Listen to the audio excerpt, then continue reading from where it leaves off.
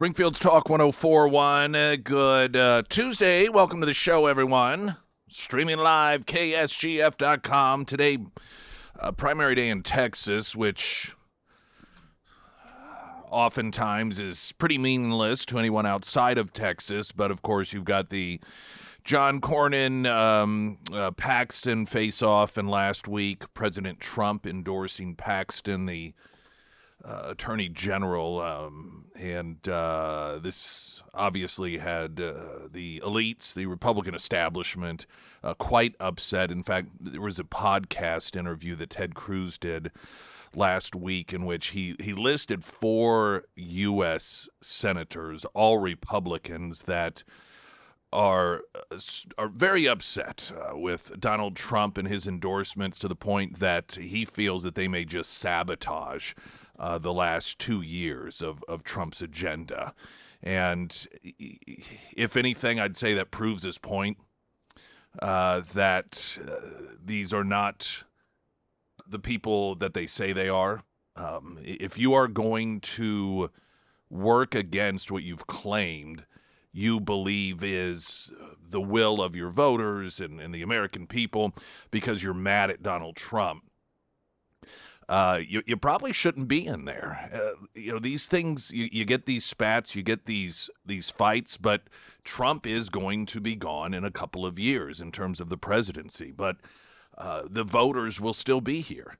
And I think this, Trump gets labeled oftentimes by these establishment folks as being petty. But when you look at the reality of how Trump deals with political figures that he's had battles with, when it comes down to getting something positive done, he doesn't turn his back and say he is going to do the opposite because he's mad. He says, let's get together on this thing. I mean, just look at the people that surround him. The Vice President of the United States,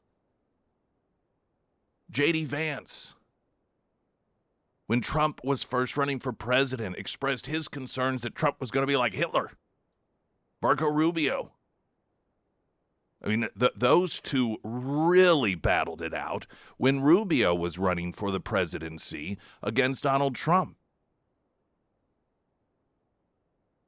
Donald Trump, when it gets down to doing something that he feels is a positive for the country, he lets bygones be bygones. It says, let's work together, because that's the ultimate goal. And I think it says a lot about some of these elected officials who behave in the opposite manner. Instead of brushing aside differences with political opposition, when it comes down to doing what's right for the American people, they do the opposite. They're like, we'll show you. And according to Ted Cruz, it's nothing that's a massive revelation, the names that he listed. We'll talk about this later. Cornyn being one of them, of course. Tillis of South Carolina, who just decided flat out not to run for re-election because Trump wasn't going to be supporting him. And just deciding, screw the country then.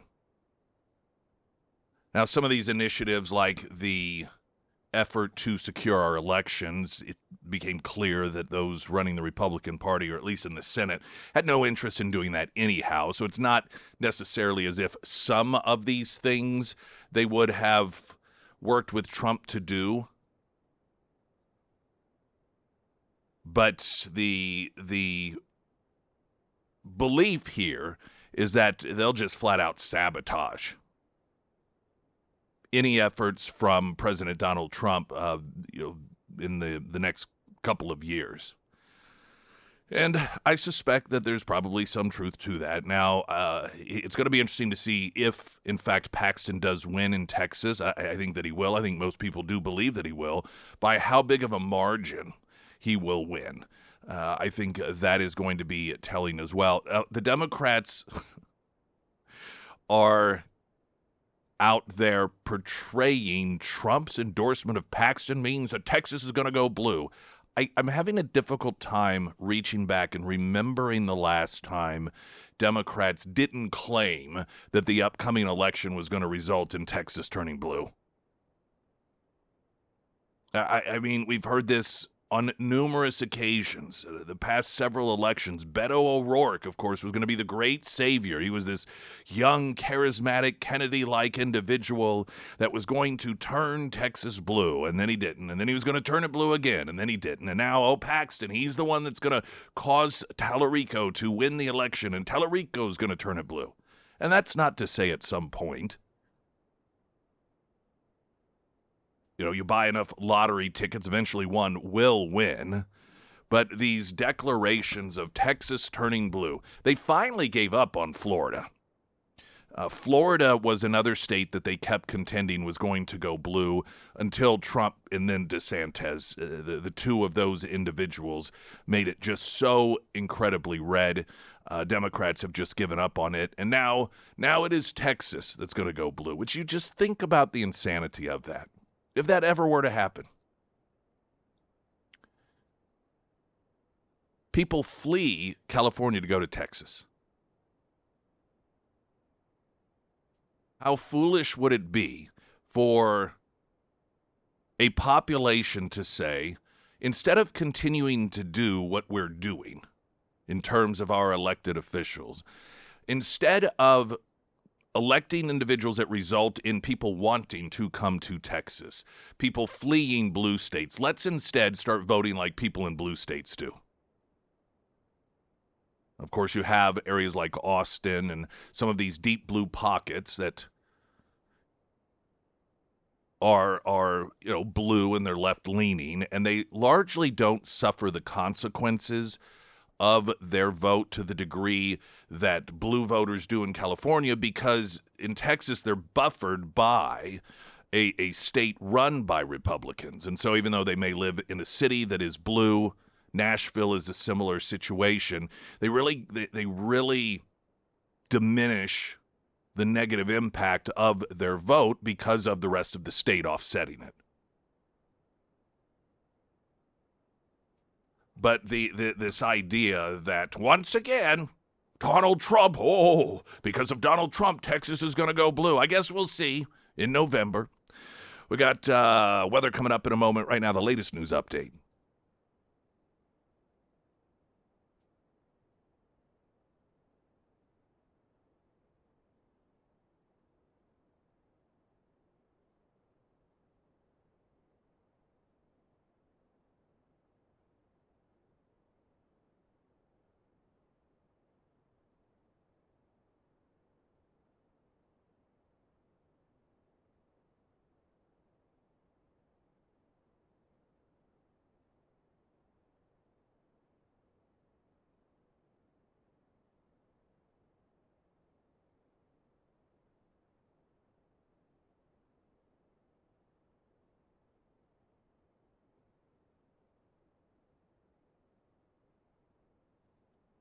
And the first alert forecast from Ozarks First meteorologist Tom Schmidt, sponsored by St. Clair of the Ozarks Home Improvements. Today we'll see mostly cloudy skies with a 50% chance of afternoon showers with a high near 79. Tonight, partly cloudy with a low around 62. For your Wednesday, partly cloudy with a high near 68. And for Thursday, a 70% chance of showers with a high near 80.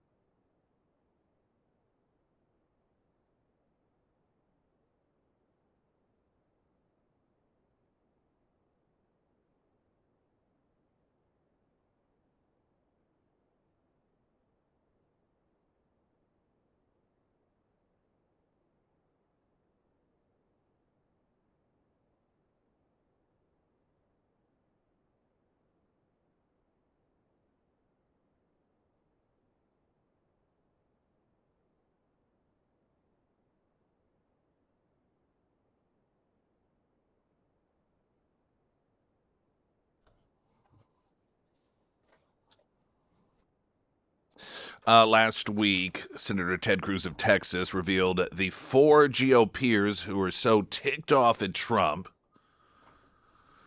because of some of the endorsements that he has made that he suspects that they will just sabotage the last 2 years of his presidency. The first one being Bill Cassidy of Louisiana. And he finished third in his primary May 16th after Trump endorsed the eventual winner. Cruz noting it's not rocket science. Bill Cassidy's blanked. There are consequences when you endorse and defeat a sitting Republican president. The second, Tom Tillis of North Carolina, who's been running his mouth for months about Trump after Trump essentially forced him not to seek re-election. Cruz noting that Trump had been extremely critical of Tom Tillis. He pledged to defeat Tom Tillis in the election. Third, John Cornyn of Texas, of course, who is poised to lose his primary after Trump endorsed his opponent, Texas Attorney General Ken Paxton. And then the fourth is somewhat different. It's Rand Paul of Kentucky, noting that Rand Paul's really, really, really good buddies with Massey. And for that reason, I don't know. Ted Cruz obviously has his finger on the pulse here. If there was one of the four that stuck more with his principles as opposed to revenge, I suspect it would be Rand Paul. The other three, Tom Tillis in particular, Bill Cassidy, and John Cornyn. I just, this seems par for the course for them. There's an interesting side note on a couple of these candidates. And I bring this up because in the context of Massey, there's been so much attention paid to AIPAC, the Jewish organization, and how the Jewish organization was against Massey. And this is proof that Donald Trump is run by Israel. He's run by the Jews because Massey was against him. AIPAC also threw their support against Donald Trump behind Cassidy. They are also throwing their support and have for some time behind John Cornyn. So figure that one out. I mean, I just mention that because there's this, people get such tunnel vision, and I get it. You see Thomas Massey, and he loses. And you look at the money that was spent in order to support his opponent, and it's AIPAC. And the reason for this, Massey's very, very unfriendly towards Israel when it comes to foreign aid and foreign support. A little too much for my taste, but nonetheless. I don't know that in and of itself does not make one anti-Semitic, more an isolationist. Now, there could be anti-Semitism behind the isolationism, but I don't think that it's fair to slap that label on Massey. But you can understand why a political action committee that exists in order to continue the support Israel gets from the United States, why they may be against Massey. But then what occurs is this leap because of that one race of, well, the Jews control the election, or Israel is behind all of this. But what the second step should be is, okay, well, if that's the case, then everyone that Trump supports will be getting AIPAC support. I think I'll take a look at those races. And then you find out, oh, well, that's not the case. In fact, some of the individuals that Trump desperately wants out of there, one of them was Cassidy, the other one Cornyn, AIPAC is supporting them. So that they are actively raising, or they're actively donating money in order for candidates to win that Trump no longer wants to be in the Senate. So that kind of screws up that whole concept. And it's wise anytime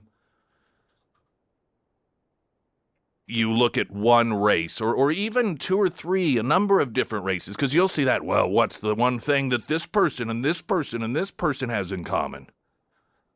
Well, they all this. All right, but what about the other 400 and some members of Congress? I mean, is this consistent? Are we talking about every single time? Because when you look at three, that's not really a good sampling. And it's beneficial to not jump to those conclusions without doing a little bit of research. And it also helps you keep credibility. Now, I don't think AIPAC clearly did not help Cassidy. He got third. And AIPAC's not going to be able to save John Cornyn. Because in all likelihood, Paxton's going to win that one as well. I wanted to share with you I thought it was a pretty good piece in the Federalist, Brecken Thies. And it's covering this subject matter to a degree, particularly when it comes to Tillis and McConnell, who sometimes I forget is still even alive, yet he is. And there was a Republican senator meeting that took place largely regarding the compensation fund that Americans who feel as if they have been targeted for their political beliefs can apply for.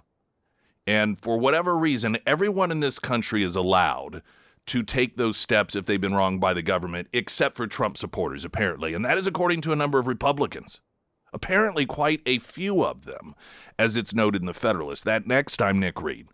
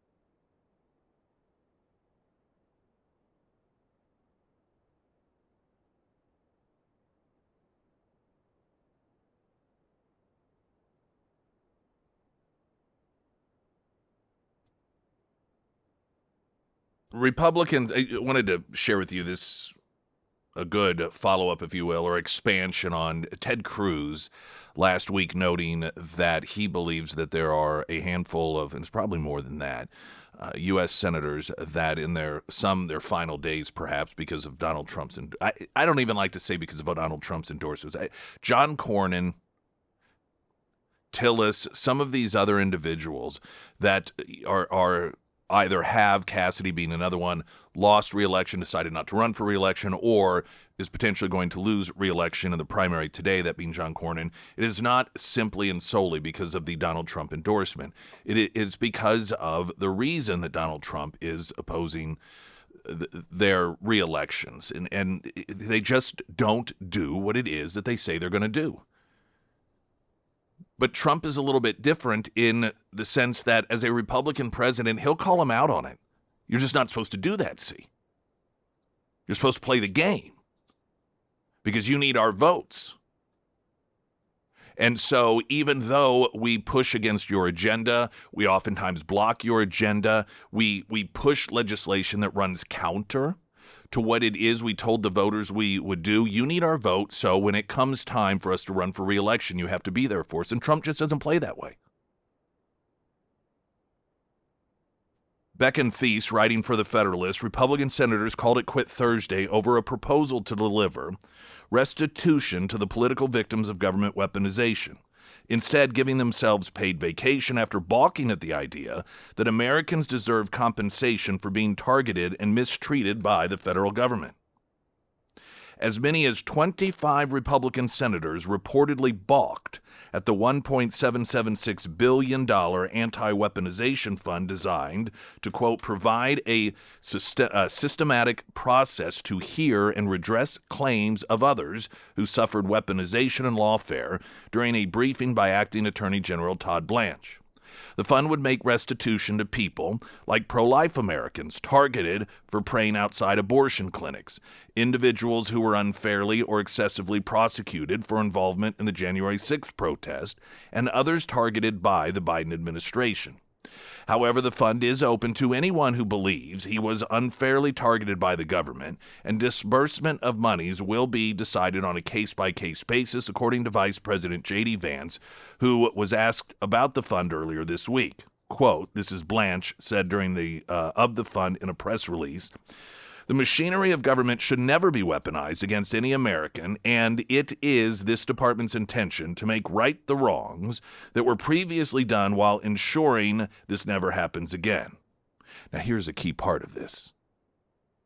Despite the fact that Senate Republicans approved a victim slush fund for themselves to the tune of $500,000 each after they learned the Biden administration spied on them, some senators seem to think regular Americans who have far fewer resources and legal protections than members of Congress should be left out to dry. Now, this is a big key factor here.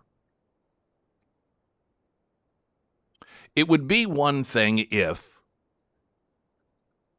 in a show of consistency, they claimed, we just do not think that this is the way to go about it. We don't think this is right. But so many of these Republicans approved a fund to pay themselves when they were targeted by the Biden administration. But the average American, the average citizen, somehow they're not just opposed to it.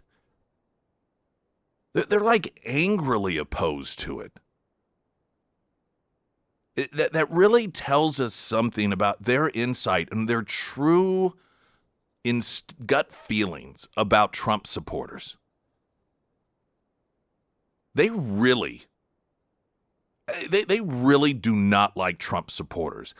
I think they see them as different than Republican voters in their minds, the good old Republicans that just show up when they're told to show up and they vote for the candidate that they're told to vote for. But then you got these MAGA people that invaded, and they're a bunch of hillbilly race. They almost buy into, I believe, much of the rhetoric from the Democrat Party. And that's why, despite the fact that they voted for themselves to be compensated if they were targeted by the Biden administration for political purposes, the idea of some MAGA hat wearing, buffoon, the stereotype in their mind, being able to have those same protections, it galls them. I want to take get a traffic update here and continue on some of this piece here. Springfield's Talk 1041. I'm Nick Reed.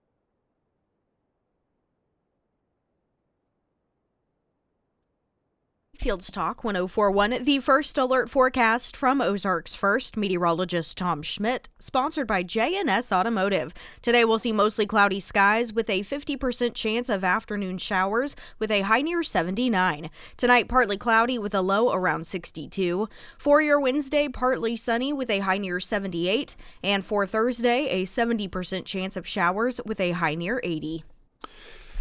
On Thursday, the U.S. Senate wrapped things up over a proposal to give restitution to political victims of government weaponization, and this is the $1.776 billion anti-weaponization fund, and apparently as many as, according to reports, 25 Republican senators are just appalled at this. Now, so many of them did not care, were not appalled, and felt it was necessary for such a fund if it covered them. You may recall it was sometime last year. It was revealed that the Biden administration was spying on Republican elected officials. They were, tapping their phones or tracing them, where they were stalking them, spying on them. And there was a vote to pay themselves up to $500,000 in restitution for being targeted because of their political beliefs by the Biden administration. And what is being noted in this Federalist piece is the hypocrisy I don't even know that it's hypocrisy as much. It's just the elitism that they feel your tax dollars should pay them if they have been targeted. But if you've been targeted as a Trump supporter, well, that's just beyond the pale for them. They're disgusted at this idea. When it came to Americans being compensated same way that the senators voted themselves compensation, Tom Tillis, Republican, North Carolina, said, quote, "I think it's stupid on stilts. When you take money from me to give to a purpose that I vehemently disagree with, that's tyranny." Mitch McConnell reportedly said, quote, "So the nation's top law enforcement official is asking for a slush fund to pay people who assault cops? Utterly stupid, morally wrong, take your pick." Well, what's utterly stupid, morally wrong is the false presentation of that being what this fund is going towards. We don't know for sure what individuals will get. Here's the test, and this is the way that essentially it's been laid out. It's for unfair treatment. So if an individual if you have two individuals and they both commit a similar act, one of them gets a little ticket while the other one spends 3 years in jail, and the only difference is one was a Trump supporter while another was some left-wing activist, then yeah, that's a person that should be compensated. You know, they make it seem, and it's so easy for them to take actual historical events and shove them down this black hole. When Trump got elected in 2016, there were massive riots. There were Democrat activists that openly declared their purpose was to try and prevent Donald Trump from being sworn in as president of the United States. Police officers were attacked. Storefronts were vandalized. You had cars lit on fire. They had to carry out mass arrests because of the unruly left-wing mob that was utilizing violence in order to try to prevent the peaceful transition of power from one president to the next. Do you know why we forget this? Because Donald Trump, once in the White House, instructed the Justice Department to not throw the book at these people. They were arrested in the moment and then hauled off to jail, but after that they were let go. He did not give them the treatment that the Biden administration put towards those who were in the Capitol on January 6th. Nor did the Justice Department. Continuing on with the piece. If I can find where I left off here, let's see. So Mitch McConnell, okay. As the Federalist CEO Sean Davis pointed out, both Tillis and McConnell voted for the Senator's only victim slush fund, which wasn't available to any normal American whose rights had been violated. But now Tillis is mad that actual American citizens might receive restitution. What a clown. As the senators escape Washington, D.C. until June, Majority Leader John Thune, Republican South Dakota, and the rest of the caucus are refusing to finish their work to pass $72 billion in funding for immigration and ICE enforcement and customs and border protection. That makes Trump's June 1st deadline for the funding essentially unreachable. The decision to leave town comes after legislative failures and other turmoil in the Senate, such as Thune's impotent attempt to get the Save America Act passed and Trump's endorsement of Texas Attorney General Ken Paxton and Representative Julia Letlow, Republican Louisiana, in her bid to unseat incumbent Bill Cassidy. In doing so, Trump brushed off the Senate tradition of protecting incumbents, and the upper chamber's choice to leave the immigration bill on the table before it is passed is believed by some to be retribution for not supporting the incumbents. One anonymous Senate Republican reportedly said, quote, "The uniparty GOP senators deliberately wet the bed as punishment for Trump endorsing against Cassidy and Cornyn. It's totally embarrassing."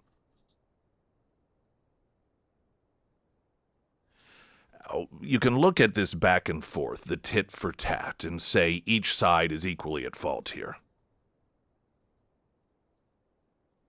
But I would argue there's a difference. And the difference is, what is the goal?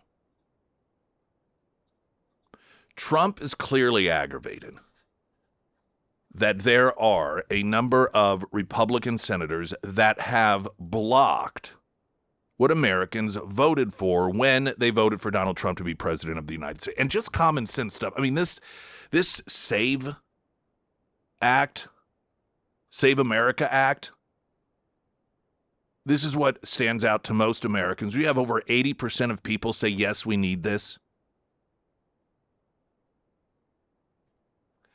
Trump's attempts here are to get Republicans in office that he considers to be more likely to actually do what they say they're going to do when they're out on the campaign trail. So that's the reason that he has broken the tradition.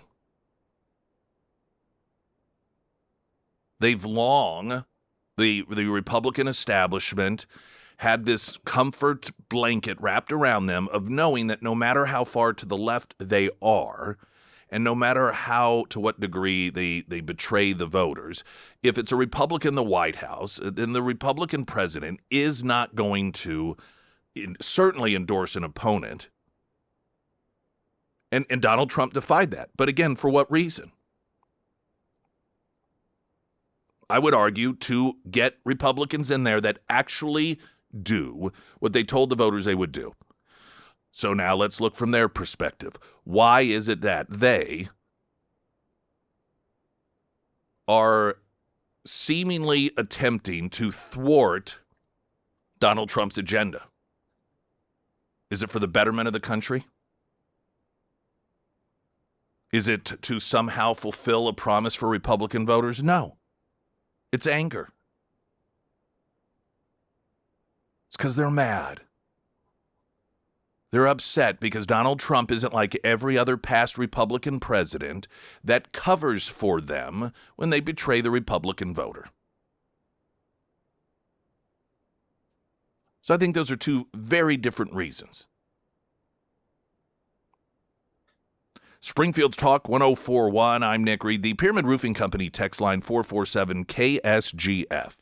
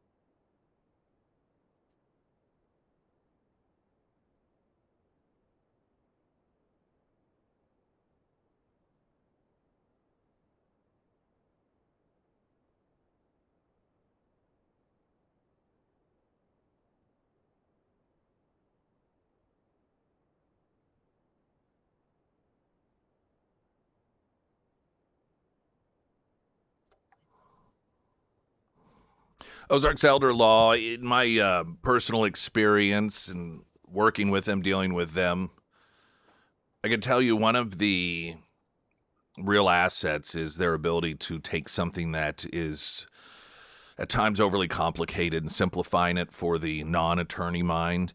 After, I guess it was last week, sat down sort of finalizing paperwork for a family, or with a family member rather. I was just there sort of to be there.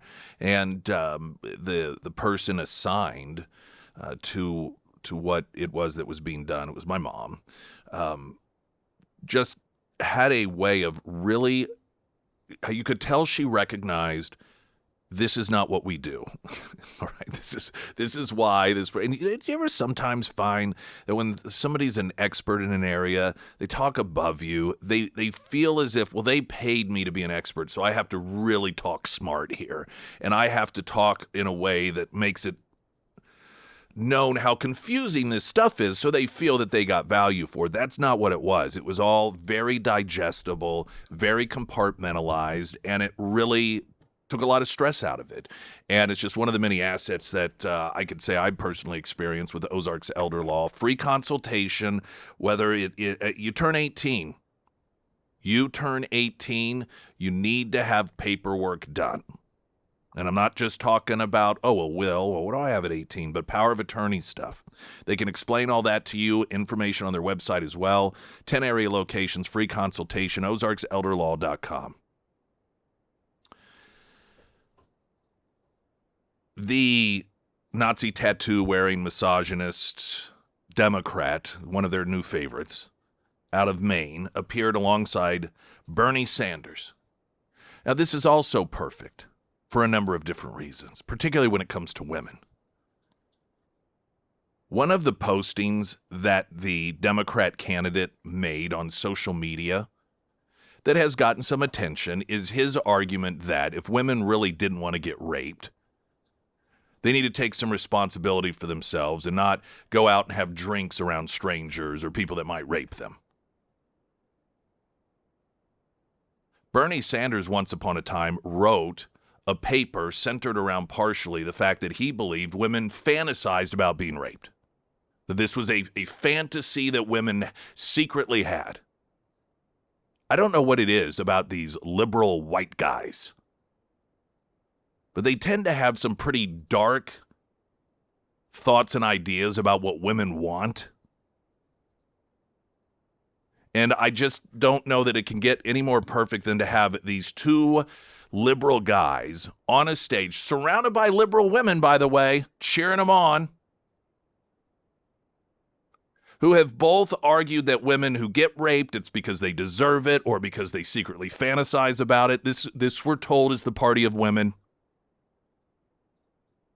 This also is where all of these organizations that claim they are completely bipartisan but are female-centric, or they are all about women's rights, yet not only do they not speak up against this, but will support people like this.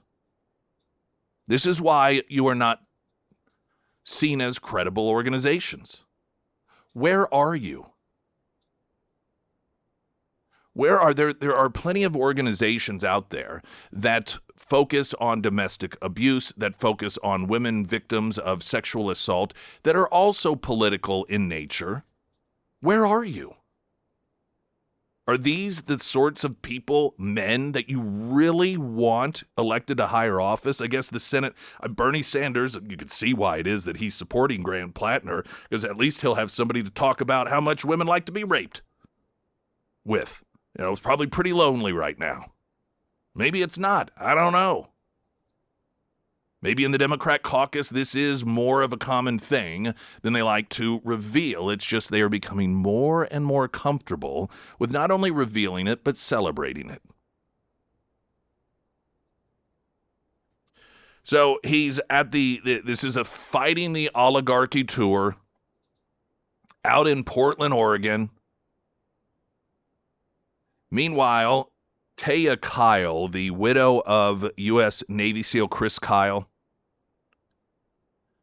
has condemned the Senate candidate's recent remarks in which he claimed that her late husband, who is known as the American Sniper, that he just was picking off innocent people to improve his stats. His widow responded, "Nothing says I want attention more than disparaging a national hero who's also dead." This, she told the Sunday briefing. "It's cowardly, it's lowbrow to lie about somebody else, and it distracts from what you've probably said." When he was confronted with this, he's such a gross coward. He was asked about his, not just about Kyle, but also a couple of weeks ago it was revealed that he had made a posting on Reddit regarding an Afghan, someone that was one of ours, and cam footage showing him drawing fire away from some of the others, and he got shot, I think, a number of times by the Taliban. And Graham Plattner had gone on social media saying that this U.S. troop didn't deserve to live and all sorts of other insulting things. And when asked about these comments and whether he felt that, given a chance, as time has gone on, if maybe he shouldn't have said those things. And he pulled out do you know how many friends I have that got Purple Hearts? Well, what does that have to do with anything? I'm sure Timothy McVeigh also had friends and served with people who had Purple Hearts, but it doesn't mean that he's right, or he was. Robert O'Neill, the U.S. Navy SEAL who's credited with killing bin Laden, weighing in on the unearthed social media post from Plattner, going on to say Mr. Plattner was way out of line talking about a soldier that way. Going on to say, this is completely barbaric. I don't understand. If you swear an oath to the country, it doesn't even matter what your politics are. Every single time you fight, it's for the man next to you. It's for the person next to you. Politics goes out the window.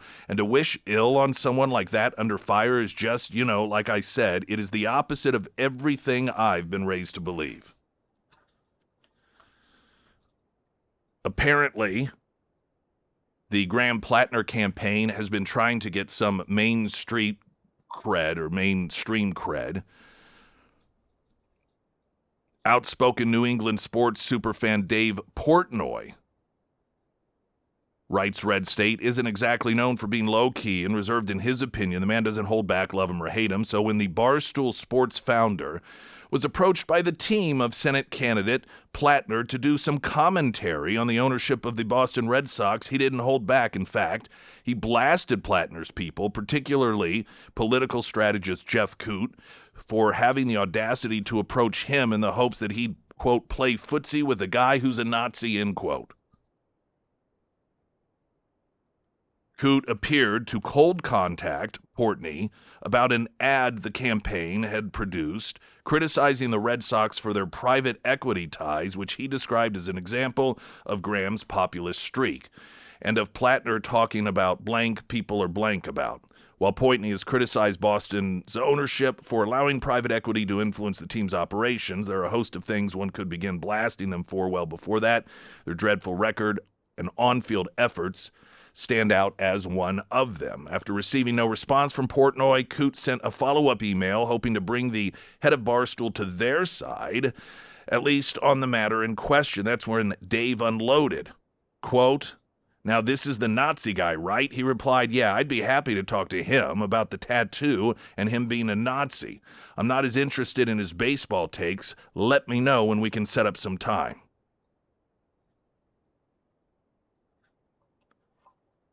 It is a pretty remarkable thing.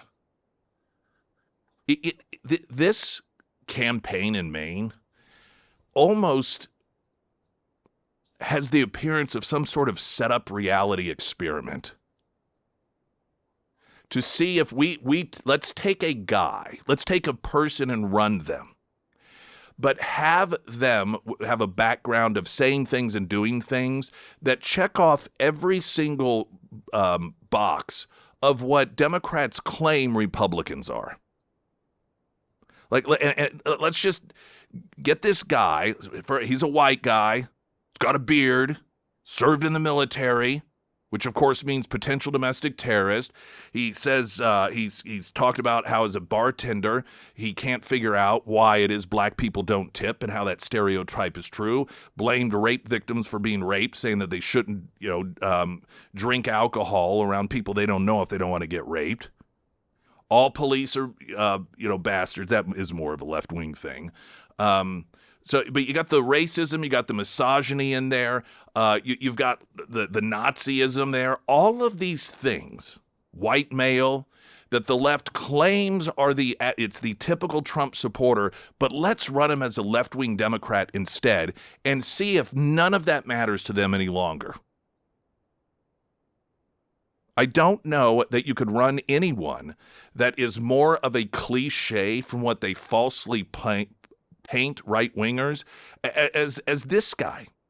Got to get a traffic update. I'm Nick Reed.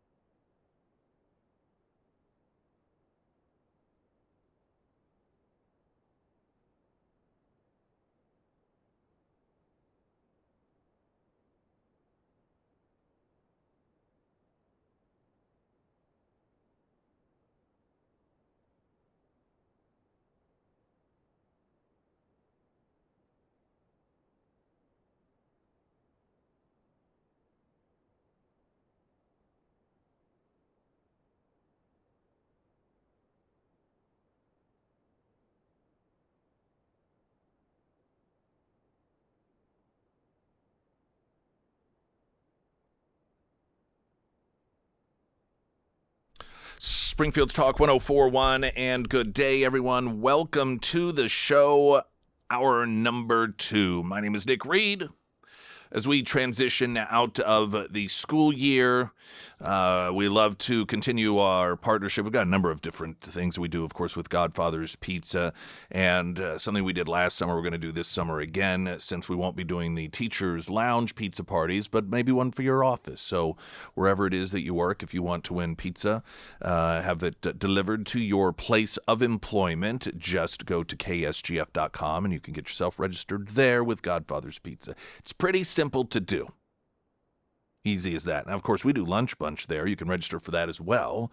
And that's where you can get away from the office and you can join Sarah and me for lunch on a Wednesday at the Springfield location with the all-you-can-eat buffet and salad bar. So register for both of them. No need to limit yourself to one.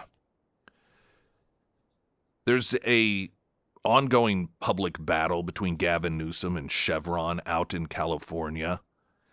And Chevron has begun to do something that refreshingly we are seeing more of, and that is pushing back against false accusations from people in government. For the longest time, a number of these different industries have kept their mouths shut while Democrats would falsely accuse them of profiting off of people's suffering, characterizing them as caring only about profits and nothing else. And for the longest time, these businesses have just not said anything. And some are fighting back, particularly when it comes to gas out in California, because they have long been under attack in California. Not just rhetorically, but through regulations and taxation, and this is why gas prices are so much higher in California. And they have been for quite some time now. And you can only imagine an industry in which the product you provide in a particular state has the pricing jacked up unnecessarily. And then you have the elected officials who are responsible for jacking those prices up, then turn around and blame you for it. And this is part of what has been occurring out in California. Now, you throw in there the Trump factor in the war in Iran, and, Gavin Newsom is, of course, he's planning on running for president. And one of the factors on his resume that he's going to have to deal with is the fact that out in California, gas prices are so much higher under his leadership, and not just his, but Democrat rule. And so what do? You blame others for it. And while, of course, we have all seen what we hope is a temporary increase in gas prices due to what's going on with Iran, the permanent increase that has been in place in California is all because of Gavin Newsom and the Democrat Party and the policies that they promote. And there have been instances in which you've had Democrats out there railing on the gas companies, accusing them of profiting off of Trump's war. So they throw them in with it. And Chevron's fighting back. To the point that Chevron, they have at some of their filling stations, gas state filling station, was that an old term? Seems like an old term.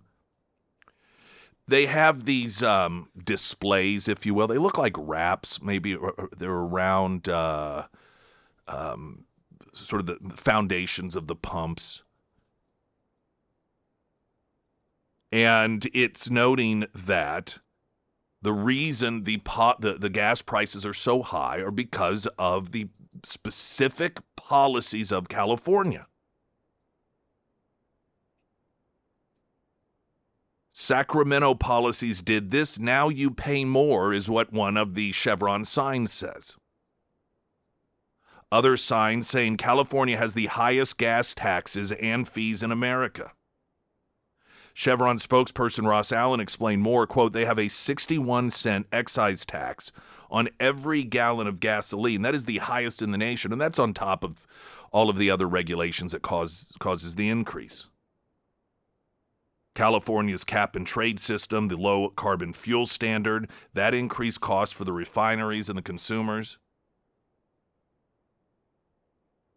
Now, this is what Gavin Newsom has posted on social media. Californians, if you're hitting the road this holiday weekend, be sure to avoid Chevron. Pro tip, unbranded gas comes from the same refineries, storage tanks, and pipelines, and it meets the same state standards to keep your engine running clean, even if it doesn't have a fancy name like Techron. Big Oil is already making billions off Trump's Iran war. Don't let them rip you off even more by overpaying for the brand name. Now, this will come as no shock, but there's a lot of misinformation in that. But before we get to that, think about this for a moment. This is the governor of that state. This is a private company that has countless numbers of people in California working there. This is their paycheck. This is how they feed their families. This is how they send their daughters to dance camp. Because they are provided a career from a private industry. And these Democrats, then, they have these moments of attempting to determine why it is that businesses flee their jurisdiction. Just can't figure this out.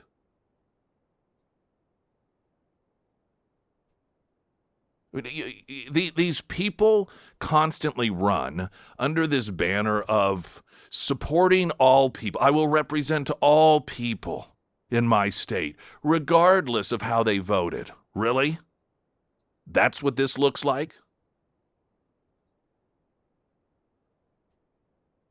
Now, his claim here, and I'm not sure, I mean, politicians are allowed to lie. I'm not sure that they would not have some potential recourse here regarding his claim that all of the gasoline is exactly the same, even if you buy it from a non-branded gas station versus one that has a name like Chevron. Because that's not true. There are different qualities in fuel, and while he is correct that unbranded gas comes from the same refineries, what occurs here is you have the stations like the Conocos and the Phillips 66 and the Chevrons and the Shells, that they create their own fuel, and what they do is they keep the premium stuff and then sell off the rest that isn't up to their standards. And they will add so-called detergents and so forth in order to keep the engine running more effectively and efficiently. There is a difference. And while Gavin Newsom is his press office, somewhat clever with the wording here, it is misleading, saying that it meets the same state standards to keep your engine running clean. Well, sure, it meets the same state standards, but these other, like Chevron, for example, they exceed the state standards. And so you can have situations in which some of these companies that are responsible for refining their own fuel that do have higher quality product at the pump as opposed to those who purchase it from them. So to have the governor of California go out and deliberately mislead people about an industry targeting one company specifically, calling on people to not go there, to boycott there. Maybe he should pick up the phone and ask the new mayor of Seattle how that's worked out for her, because she recently called for a boycott of Starbucks, and Starbucks is now expanding its corporate offices, not in Seattle, but in Nashville, Tennessee. To the point that she finally acknowledged it may not have been beneficial for her to rip on and call for people to boycott a company that's housed in her city. I mean, these Democrats, it is just target, target, target, target, and destroy. Springfield's Talk 104.1. I'm Nick Reed. Latest news update.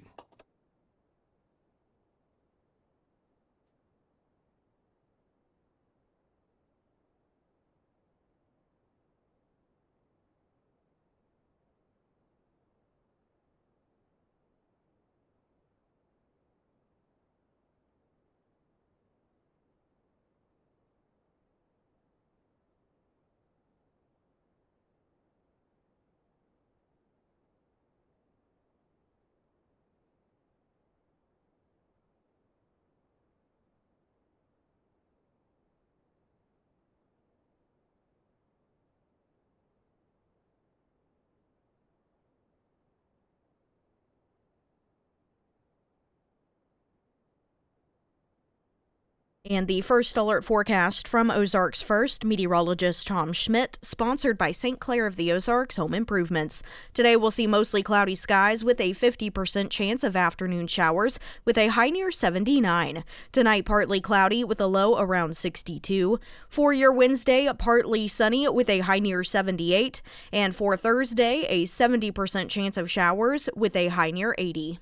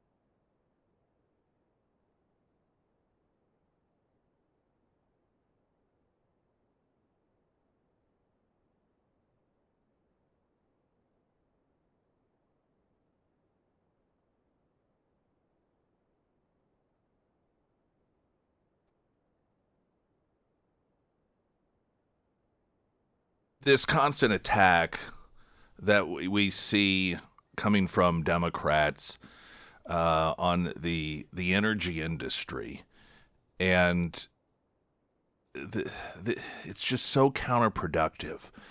And we see out in California what it has caused, and this attempt by Gavin Newsom to get people to boycott Chevron, falsely making a lot of claims about their fuel, and all for what? I mean, it's almost mind-boggling that people don't understand what. I mean, it's like if you got a landlord who treats you like crap, are you surprised whenever tenants leave? No, especially if they have other options, better options, cheaper options with a landlord that is much more responsive and doesn't trash on you all the time. And these Democrats just find themselves grappling with, what do we do with all of these companies fleeing our state? When it comes to Chevron and this battle going on out in California, and finally them stepping up and trying to correct the record about all the disinformation that Gavin Newsom and Democrats put out about it. I mean, Sarah, you talked about this a little bit we were talking off air. You talked about this on your show Saturday and how Chevron, they've been sounding this call for some time, telling Gavin Newsom, listen, you've got to take your foot off our neck. Yeah, they wrote him a letter back in March, I want to say, and it wasn't just to Gavin Newsom, it was to like every single elected official in the state of California.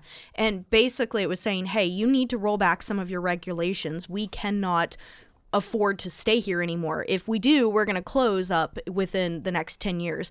And the saddest part is at the very end of that letter, they talked about why they decided to start their business in California to begin with. They've been in business for over 140 years.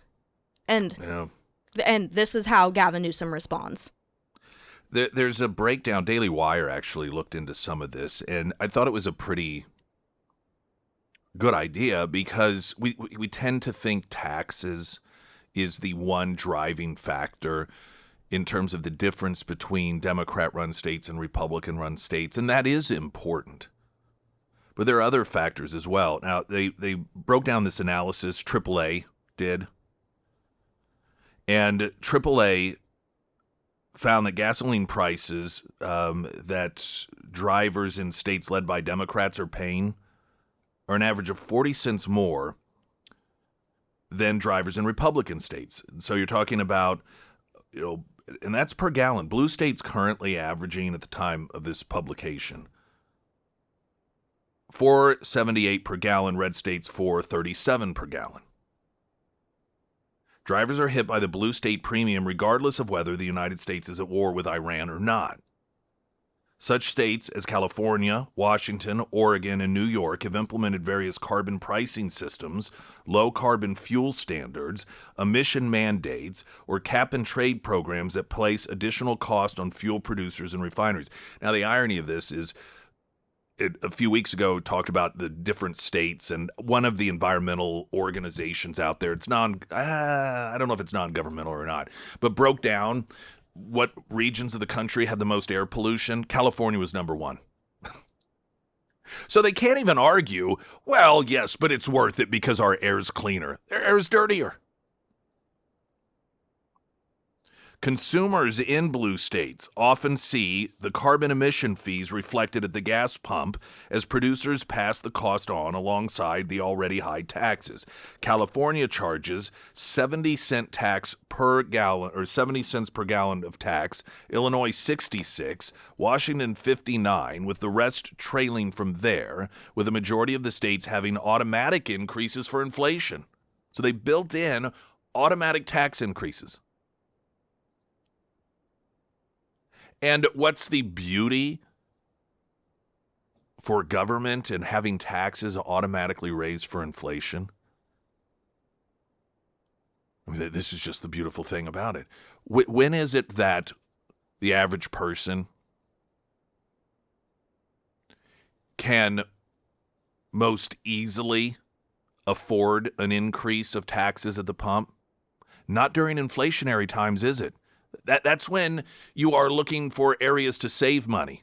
So Democrats have a mechanism in place in a lot of these blue states when, economically speaking, odds are you are having a tougher time because of inflation. They're going to take even more money from you at the pump.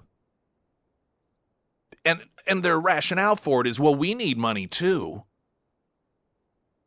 We're having a hard time paying the bills too, so we need more of your money. Leading the pack, of course, with the artificial inflation of prices due to Democrat policies, California, where gas is currently $6.14 per gallon. That price driven up by massive taxes and costly green initiatives, so-called, that make high gas prices inescapable for drivers.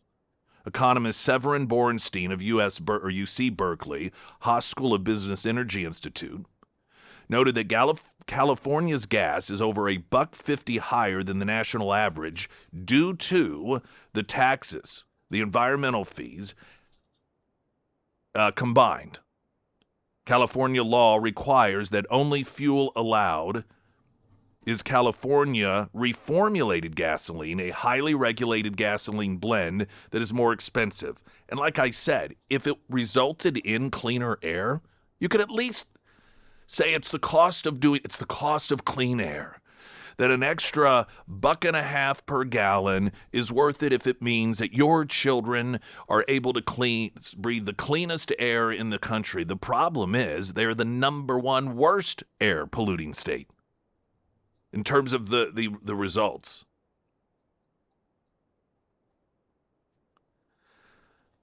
Democrat Senator Patty Murray, who represents Washington, home of the second highest gas prices in the country, said last month gas prices and energy prices are surging. Trump wants to totally defund programs that help drive down costs. She added that the Trump administration has blamed Joe Biden's clean energy policies for causing price increases, saying, "I guess I missed the part where Joe Biden declared war on Iran." Washington has a 55-cent tax on every single gallon of gas and also has strict mandates for special blends of fuel that are more expensive. When it comes to energy prices, Democrats regularly fight against initiatives that make things cheaper for consumers. New York's Kathy Hochul, for example, blocked a new pipeline from being built that would dramatically reduce costs for energy in her state. The American Energy Alliance said residents are stuck with higher natural gas prices due to having to import natural gas from overseas as a result of regulatory restrictions preventing the construction of much-needed pipeline infrastructure. And as oftentimes occurs with these counterproductive so-called environmental measures from the left, is they end up importing it from countries that have very loose environmental regulations. So it actually becomes more of a problem for the planet in terms of pollution to have it imported from some of these countries as opposed to if they actually allowed it to be created domestically. Hochul, of course, in her blocking of that pipeline, was backed by liberals in Congress, including Hakeem Jeffries, Ocasio-Cortez. The statement listing concerns about environmental justice and climate goals and marine ecosystems. And, there's just across the board numerous examples, and they're all consistent. Democrat-run states, Democrats who claim that they support policies that make it easier for working families, and it's just not true. It isn't true.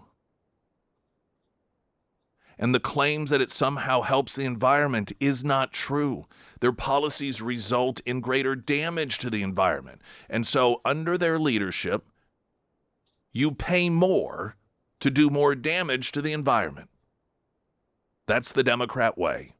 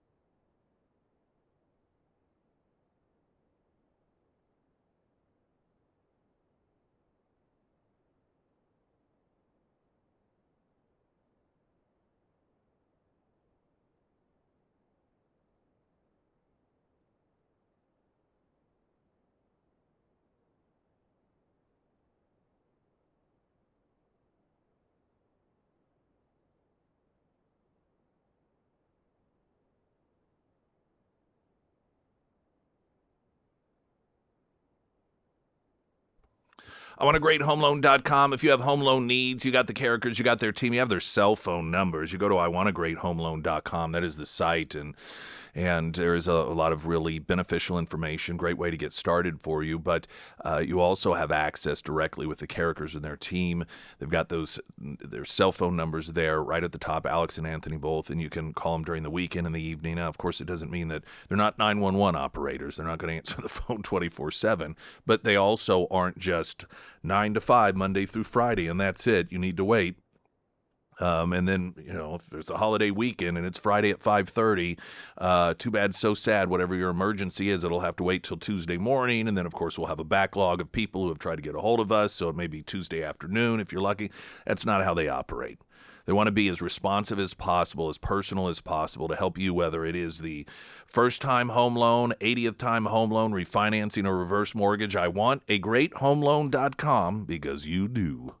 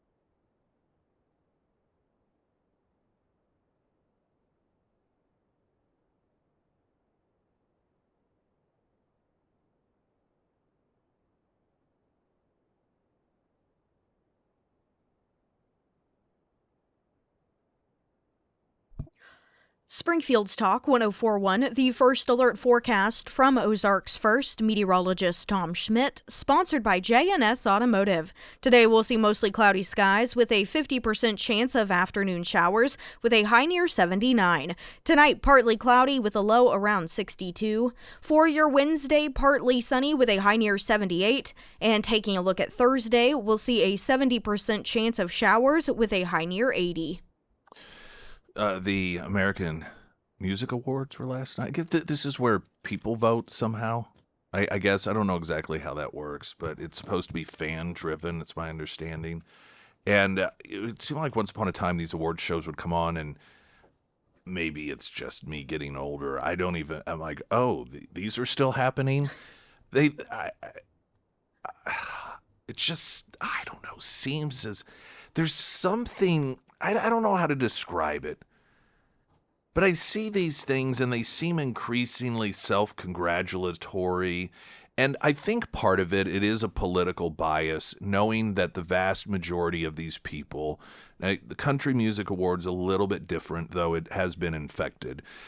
The pop, though, and just the top stuff here with like American Music Awards, which does have some country in it, but you just get the sense increasingly these are these liberal elitists that just have no clue what the average American goes through, which is fine, but then wants the average American to support the elected officials they like because they don't have to suffer the consequences of it. And then they get like $1 million grab bags and and it's just, I don't know. And all this is done, the presumption is that we're all supposed to be in awe of it. Like, right? That's why it's broadcast, because we're just supposed to be enamored with these people and look how wonderful they are while they give each other awards. And increasingly, I wonder if it's not something that people find to not be appealing like it was once upon a time. Almost every one of these awards, there are articles written about how people are bashing on them. And of course, so much of media today is what people are saying on the internet, which means you can craft a story about absolutely anything whatsoever. And there were people, I guess they have a throwback category. And so the Black Eyed Peas won for one of their big songs at the time. And that was confusing to particularly younger people. They're like, what's the point of this category? But my favorite, there's the Taylor Swift fans. I guess she didn't win any awards, and this is 2 years in a row, perhaps. And there are a lot of Swifties that are upset, and of course the conspiracy is underway. And the deep dive that has been done found that apparently the CEO of the AMA's father is a Donald Trump fan. So Donald Trump may have had influence over Taylor Swift. Like, he single-handedly Yeah. ruined the AMAs. I'm like, do you know, it is such an obsession. And it is true. It is the same emotional and psychological damage that you see in someone who just has an unhealthy obsession with someone, and they genuinely believe everything that person does is to stick it to them, when that person generally has absolutely no interest in what's going on in your life whatsoever. A lot of times it's an ex, like if you've been in a real toxic relationship and you haven't been with this person for years, but you see they post something and you're just sure that they're posting it thinking of you and making a dig at you, and you couldn't be the further thing from their mind. Like, this is what Donald Trump cares about. I'm sure half or more of the artists that were winners at the AMAs have probably said something against Donald Trump. But this continually expanding, unhealthy, psychotic behavior of people on the left, that absolutely everything is Donald Trump related. Every time you don't get your way, it's because Donald Trump. And so Taylor Swift didn't win awards at the AMAs. Well, let's see. Where's the Donald Trump? Oh, the father of the CEO or the president or whatever the title is of the AMAs likes Donald Trump. So that must be, yes, that's exactly how these things work. This is what Donald Trump is doing while, dealing with the Iran situation and juggling, so many other countless things, sleeping only 2 to 4 hours a night. He's up worried about whether Taylor Swift will win American Music Awards. He's as concerned about that as he is Stephen Colbert having a show on television. There's some article and someone claimed that Donald Trump was responsible. We're still on this. Donald Trump was responsible for Stephen Colbert not having his contract renewed. I mean, first off, not to delve back into it, but they portray it as if he was, quote, fired or they just didn't renew his contract. Contract came up, and they're like, you know what? He had 22 writers, 22 people that had to write jokes to carry his show. Not one, along with him, not 6, not 22. How do you justify that? I mean, you could understand if it were every night an hour and a half of stand-up comedy. But what is his monologue? I never watched the Stephen Colbert show. What, 4 or 5 minutes long? It takes 22 people? How many jokes do you get in there? I guess maybe he tells 12 little jokes, maybe 20. I mean, the amount of money that show was hemorrhaging. And the overhead, the bloated nature of the overall personnel. Any person who has even the slightest ability to understand the concept of a business would look at that and say, how is this thing even still existing? Yet people obsessed with Donald Trump swear that it's him. Oh, it's all Donald Trump. What was the argument? That Donald Trump was going to, quote, hurt the show, the business? Stephen Colbert was making it hemorrhage millions and millions and millions of dollars. Donald Trump could not have done even the slightest bit of damage that Stephen Colbert was doing to that show. Viewership, historic lows, hemorrhaging money. And by the way, here's the other thing that somebody like Bill Maher would understand and does understand. Stephen Colbert's out there helped Donald Trump. There's this brief moment after the last several election cycles in which you have these moments of clarity. Some people on the left, and they're like, maybe the celebrity angle we need to pull back on a bit. Maybe uber wealthy 1%er celebrities should not be out there bashing on Trump supporters and telling people how to vote, because that seems to have a bit of a backlash. The only reason Donald Trump would ever even engage through these little public fights with people like Stephen Colbert was to continue to demonstrate this is what the left is in this country. The existence of a Stephen Colbert or a Jimmy Kimmel or any of these others on television is a constant reminder to the average American what they don't want running the country. I mean, Bill Maher has talked about this before. He's a liberal. He can't stand Trump. He didn't vote for him, never would vote for him if he had the opportunity again to vote for him. But he at least is, got some screws that aren't completely loose in his head and recognizes the reality of these hysterical leftists that have taken what have once upon a time were these iconic evening programs that could bring everyone together. It was a great way to end the day. You're laying in bed because all the things going on in life and your boss and the kids and politics, if that was something that was going on, and finally, you just get to sit down and turned it into one giant finger-wagging session every single night explaining to half of America why they're horrible and why the other half is so much better than them. That's the sort of thing that makes people vote for a Donald Trump, that uber left-wing lecturing wealthy white person scolding the rest of us for just being normal. Trump understands this, and it's why Trump would engage in these public battles to keep that at the forefront. And the fact that people on the left don't have the ability or the emotional discipline to recognize that is yet another demonstration of their, what, of course, is called Trump derangement syndrome.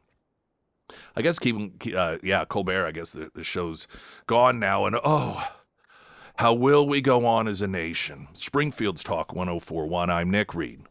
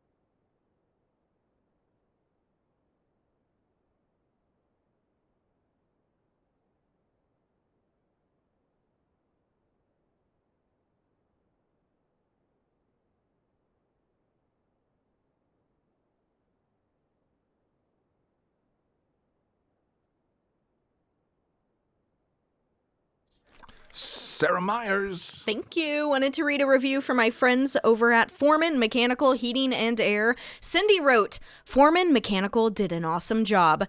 They have very reasonable prices, and I called them and they came out same day and got our air up and running again. Thank you so very much. I would recommend Foreman Mechanical to everyone.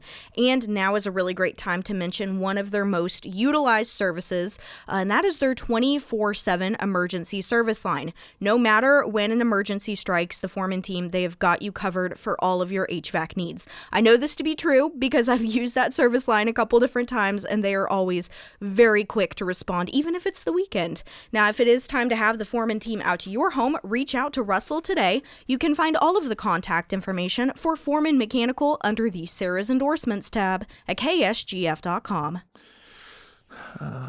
So sources are saying Ocasio-Cortez, she's full-blown running for president, actively positioning herself for a 2028 run. I think she is going to be so you get these old school commies like the Elizabeth Warrens and Bernie Sanders, and I believe they're going to throw their weight behind her. That's what's going to be happening there. She has begun what is being called a de facto national tour, visiting key early primary states and holding meetings with Democratic insiders. While she's not formally announced, her recent moves, combined with strong early polling and a history of hiring veterans from Bernie Sanders' presidential bids, have led many to speculate that she has something up her sleeve. And a new report from Axios, reporter Alex Thompson and Holly Oderbine detailed how Ocasio-Cortez is making concrete steps towards the campaign. The report described her as one of the biggest X factors in the Democratic primary, noting that Democratic operatives believe that she could easily raise $100 million just from small dollar donors, mobilize many supporters of Sanders' past campaigns, and command attention as few other candidates have. It points out from Axios that just this month, AOC has rallied voters in Philadelphia for a extreme left-wing congressional candidate in a competitive primary, spoken at a rally in Montgomery, Alabama, addressed the historic Ebenezer Baptist Church in Atlanta with Georgia Senator Raphael Warnock. Of course, no separation of church and state concerns from the left there. Met with Reverend Martin Luther King Jr.'s daughter at the King Center in Atlanta to talk about data centers and voting rights. Visited Morehouse School of Medicine, also in Atlanta, to discuss black maternal health.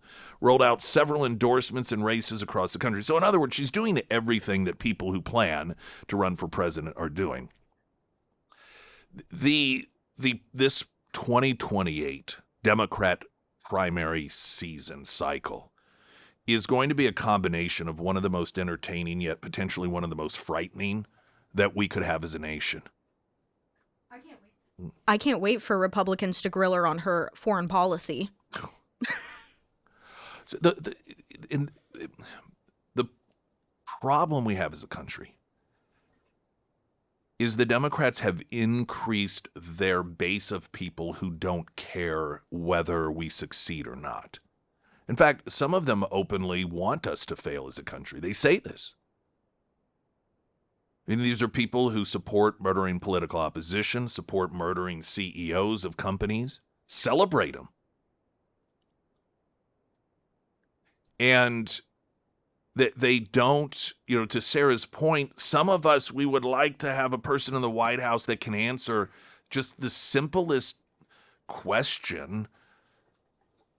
And while, the question itself may not have a simple answer, but you're going to be asked these questions. This goes back to, she attended whatever one of those European events was out there and was asked about China and Taiwan and just stumbled all over herself. It's one of the most basic, fundamental, you're going to get asked this question. It was a foreign policy event that she was at,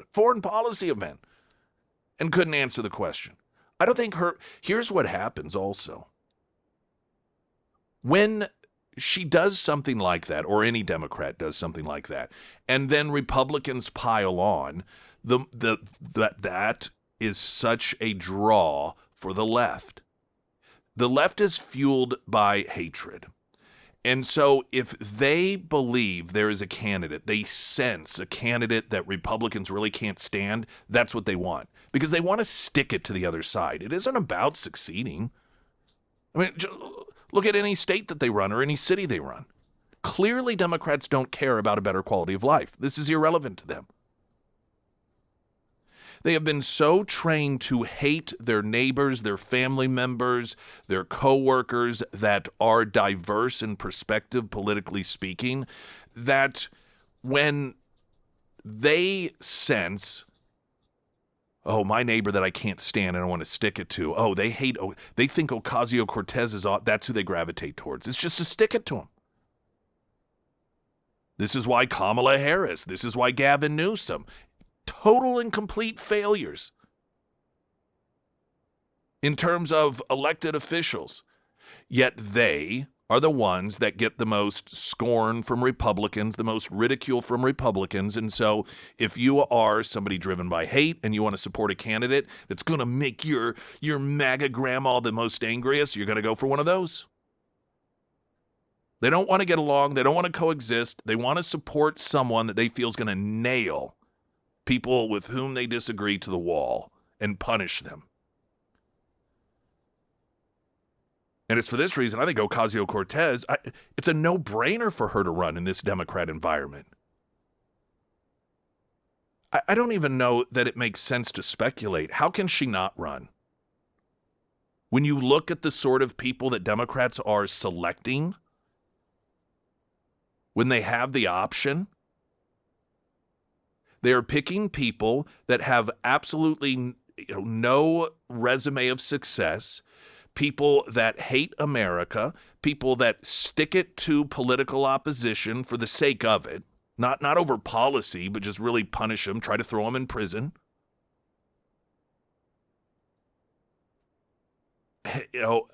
Just completely rail on job creators. She ran Amazon and however many thousands of good-paying jobs out of New York, out of her district specifically. I mean, she is what excites today's Democrat. And she's just anti-Semitic enough.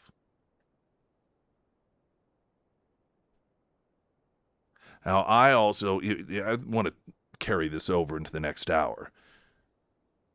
Because at the same time, we know that the Democrats have gotten comfortable with rigging elections, including their own. So that's going to be a whole component to this as well.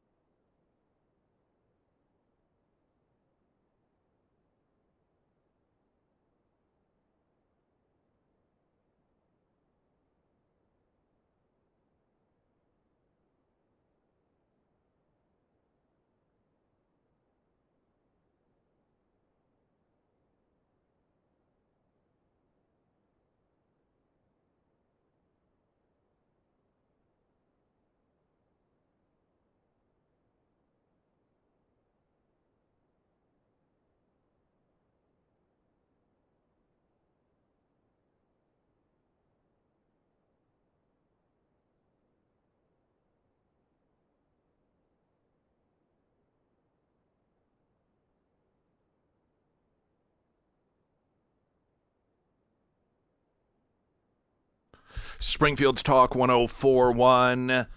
And welcome to Hour 3. My name's Nick Reed. I thought I'd share with you what Melanie had to say with her Hunter Hardscapes and Outdoor experience. My wife and I guess he posted under his wife's name.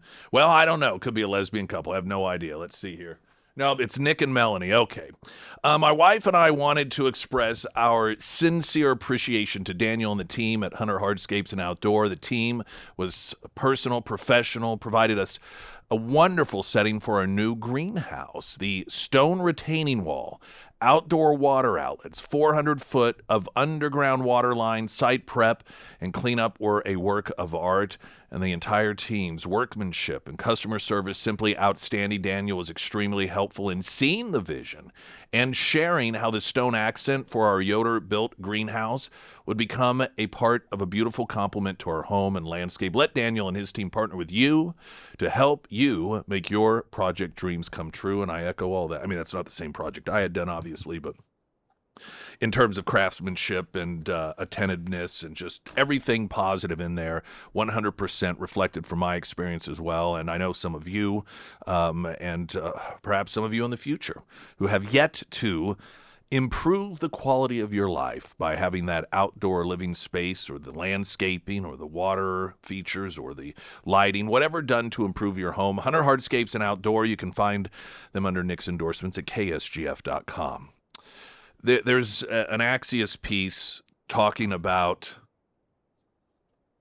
Ocasio-Cortez mulling a run for the presidency, and there's been speculation she was going to run in the primary to unseat Chuck Schumer, but she's mulling over where she can do the most, either as president or as senator. Now, good God, help us all. For a lot of people on the right, this makes sense because it is an illustration of how extreme the Democrat Party has become. Not just in rhetoric, but ideology. And, you know, these people increasingly have to demonstrate no success whatsoever to get support amongst Democrats. She's an idiot. Those are massive bonus points for Democrats. But let's focus on the fun part here. For my own entertainment, I want her to run, and I want her to make a serious run. Now, of course, with that comes the possibility she could win the general election and really, truly be the beginning of the end, if you will. She would run this country the way that hundreds of thousands of people have fled their own countries to get away from. She will run this country in the way that Venezuela was run, with the same vision, same thing with Cuba, former Soviet Union. But the fun part of this, already, there's a listing in Axios about much of what she's done that is clearly a lead up to her potentially running. And that is addressing the historic Ebenezer Black Church in Atlanta, or Baptist Church, which is a black church in Atlanta. Met with Reverend Martin Luther King Jr.'s daughter at the King Center in Atlanta. Visited the Morehouse School of Medicine, also in Atlanta. Speaking at an event at the University of Chicago with former Obama advisor David Axelrod. Now, what much of this has in common, if you notice, it's not just heavily blue areas, but heavily black areas. This obviously is going to be a threat to Kamala Harris, because Kamala Harris, it's all identity politics with these people. It's not resume. It's not, here's what I've done. These are my successes. This is why I feel I will be the one best suited to beat a Republican in the general and lead this country. It's not any of that. It's who's going to be more historic. Kamala Harris, black woman. Ocasio-Cortez, woman of color. Man, those two are going to tear at each other. You want to talk about a cat fight to end all cat fights between those two? And the reason it is going to be so significant is because you're going to have so many Democrats throw in on this thing. There's no obvious candidate to rally around. Gavin Newsom's going to be in the mix. Pete Buttigieg is going to be in the mix. Rahm Emanuel may be in the mix. Westmoreland may be in the mix. Shapiro, Governor Shapiro of Pennsylvania could be in the mix. And this is the thing about running in a primary in which there's no clear heir apparent, right? Like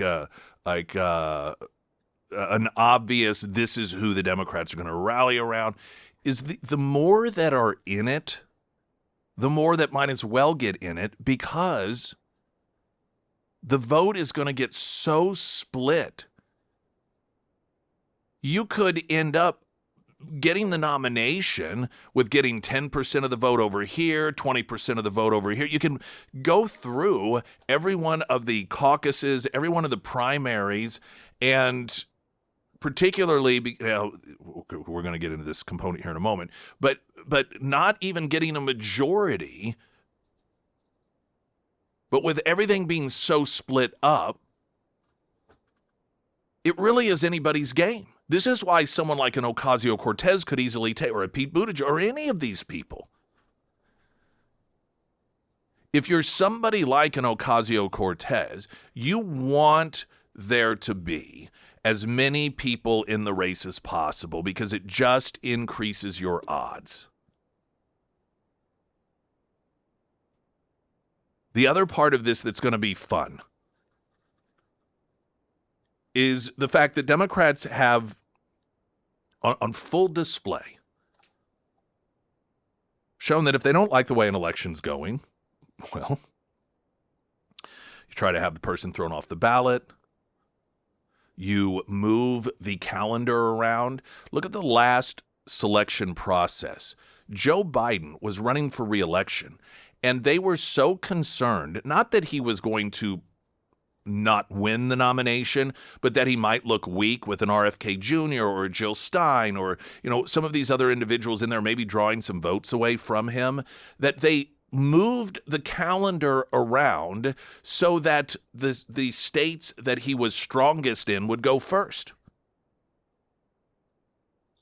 So they were willing to try and rig the system even when in their minds Joe Biden was going to easily win.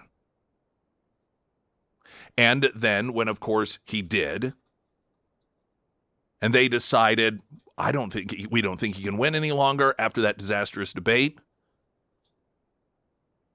well, they just undid the election. It's just simple as that. And then, what's the purpose of the convention? It's become ceremonial at this point because we know how all the delegates are going to vote. They've been assigned a candidate based off of how the votes and the caucuses have gone and the primaries have gone.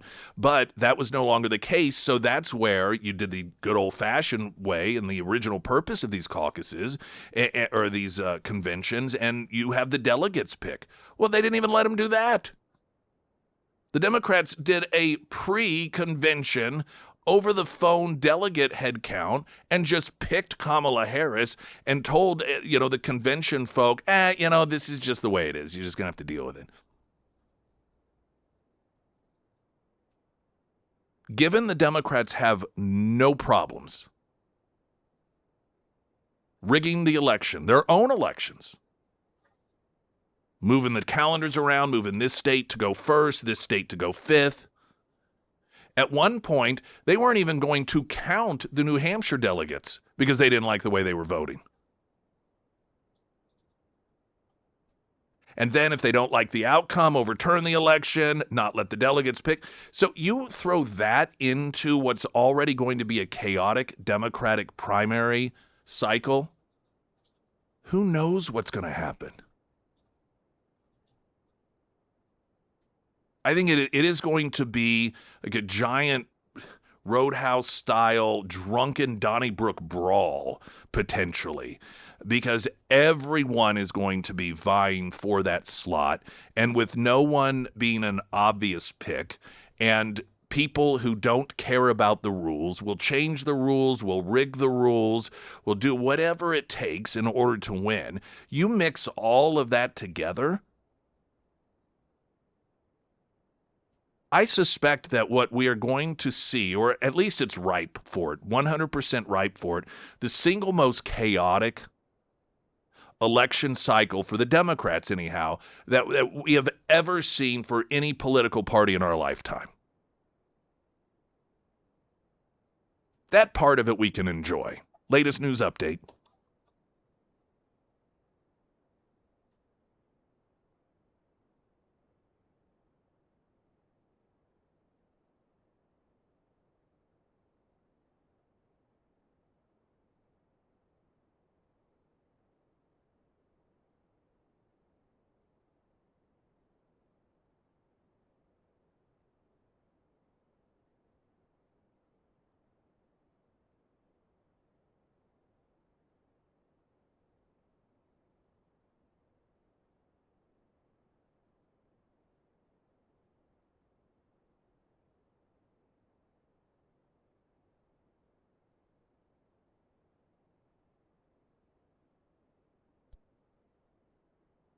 And the first alert forecast from Ozarks First meteorologist Tom Schmidt, sponsored by St. Clair of the Ozarks Home Improvements. Today we'll see mostly cloudy skies with a 50% chance of afternoon showers with a high near 79. Tonight, partly cloudy with a low around 62. For your Wednesday, partly sunny with a high near 78. And taking a look at Thursday, we'll see a 70% chance of showers with a high near 80.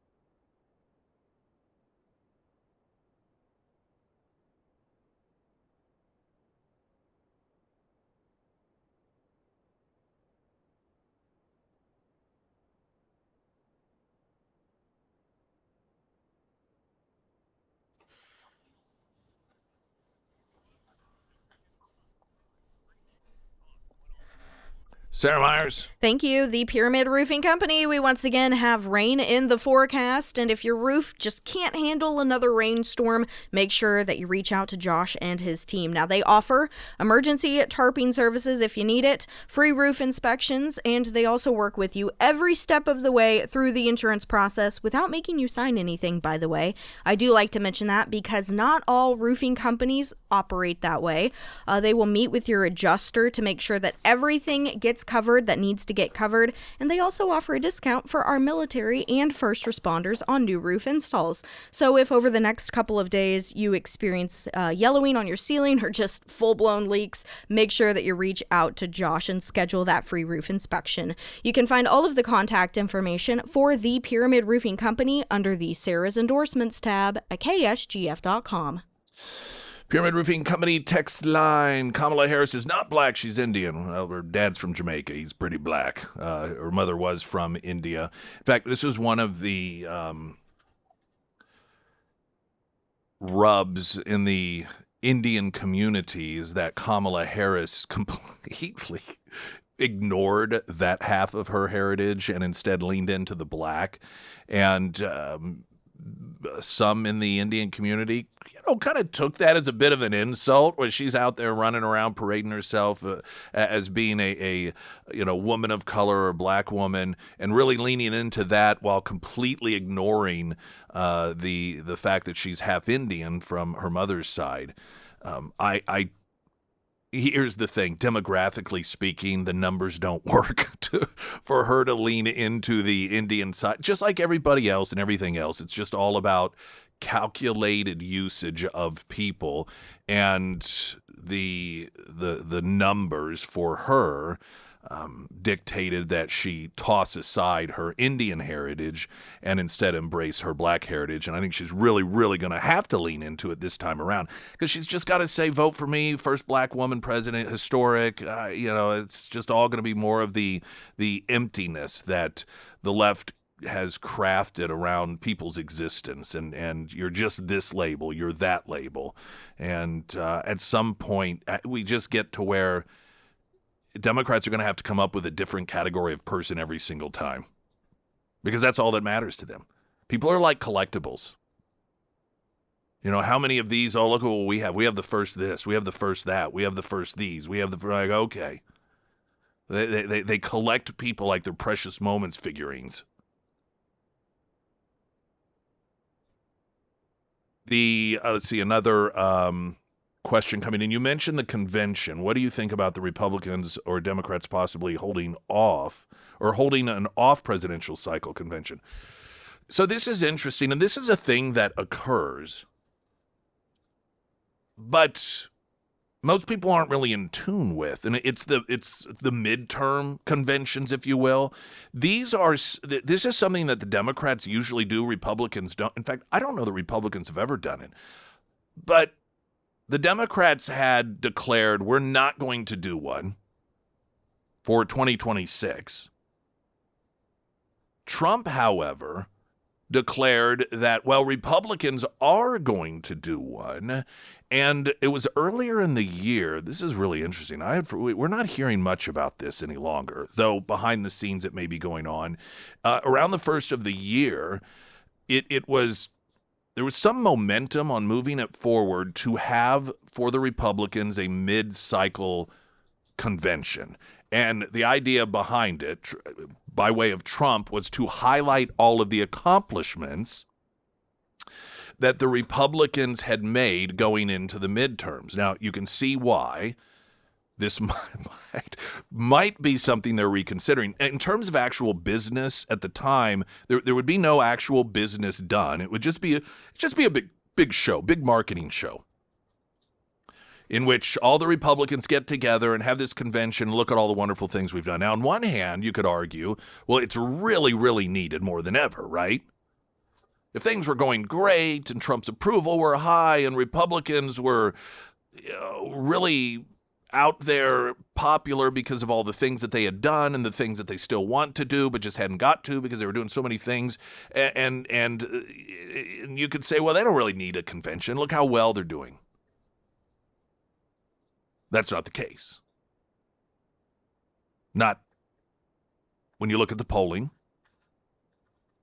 And so one could argue that, well, they really need to have that event occur. They've got to get out there and really hope that this Iranian thing is wrapped by then, that the gas prices have come down, and remind people, hey, the reason things are getting better is because of all of these things that we have done over the last 2 years.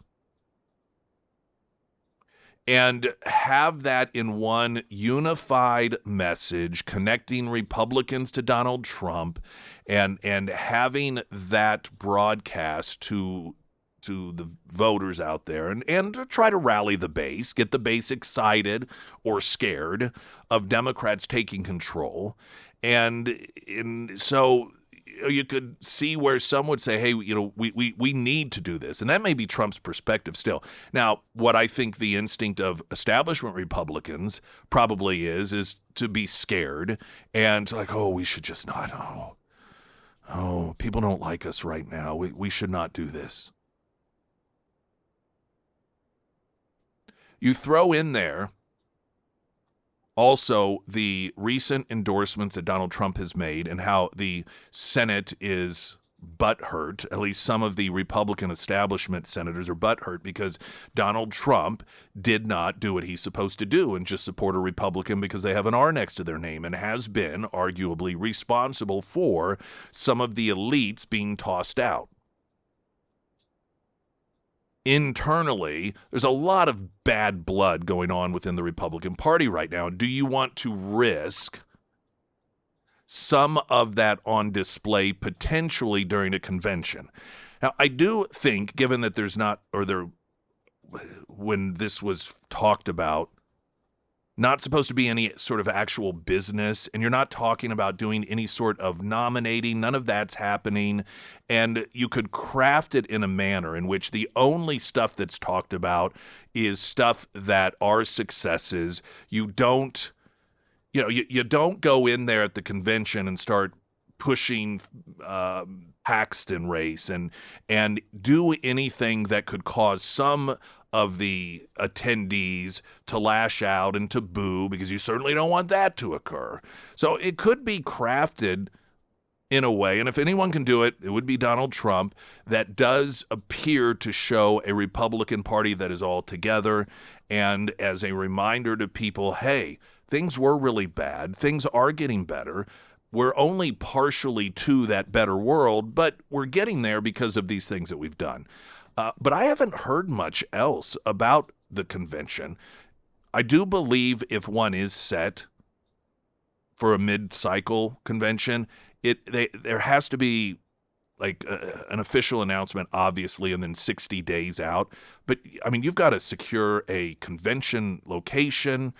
It's not going to be as large as a traditional convention, so you may not need it to be on the massive scale. You probably, in fact, wouldn't want it to be on the massive scale as a regular convention, because if you don't fill it up, that looks bad. As you can tell, I'm just sort of thinking about this for the first time based off of the person texting in, or for the first time in a bit. So, yeah, I don't know. I think there's an argument to be made in terms of should Republicans do it, that if it's done right, I don't think it can hurt.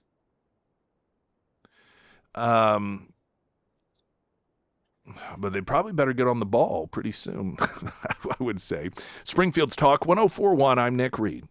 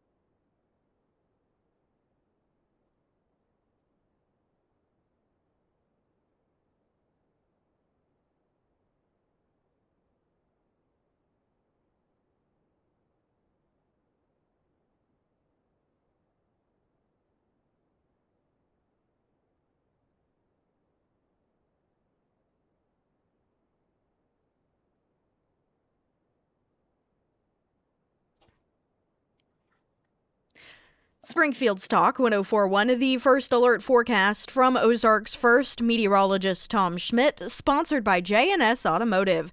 Today we'll see mostly cloudy skies with a 50% chance of afternoon showers with a high near 79. Tonight, partly cloudy with a low around 62.